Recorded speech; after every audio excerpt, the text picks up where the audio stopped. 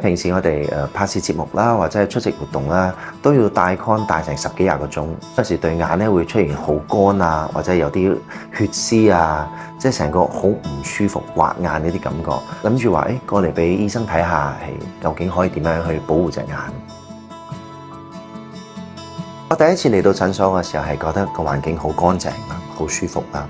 護士咧係好友善嘅，同埋好專業咯，令我對佢哋好有信心，同埋都好放心去交我隻眼俾佢哋。一開始咧，護士好細心地去解釋成個檢查嘅流程係點㗎啦，跟住就帶我去每一架機器啦，咁就有做到驗眼啦，有做掃描啦，同埋有一個係放大瞳孔去睇下檢查個眼入邊嘅結構嘅。因為好多機器自己未做過，所以都會緊張。緊張嘅時候，你真係做唔到啊！啲護士都會安撫我心情啊，會遞杯水俾我飲啊，好舒服嘅一個檢查過程。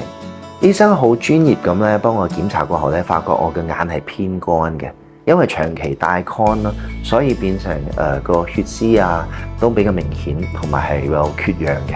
同佢哋嘅視光師咧去揀翻啲唔同造型嘅眼鏡啊，去配搭好多好型嘅框啦。我嘅工作上啦，其實好多時候係唔戴眼鏡嘅，唔想再令自己戴翻 con， 所以就選擇咗做激光矯視啦。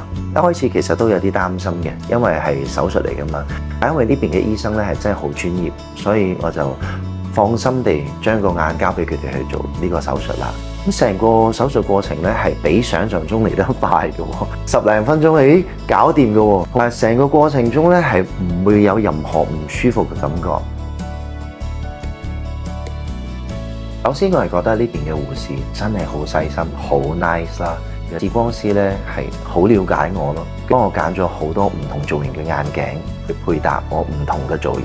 同埋呢邊嘅醫生咧係真係好專業，真係好 pro 啊！我好開心我呢次選擇咗呢一間診所，因為我估唔到佢可以俾到我一個咁好嘅體驗。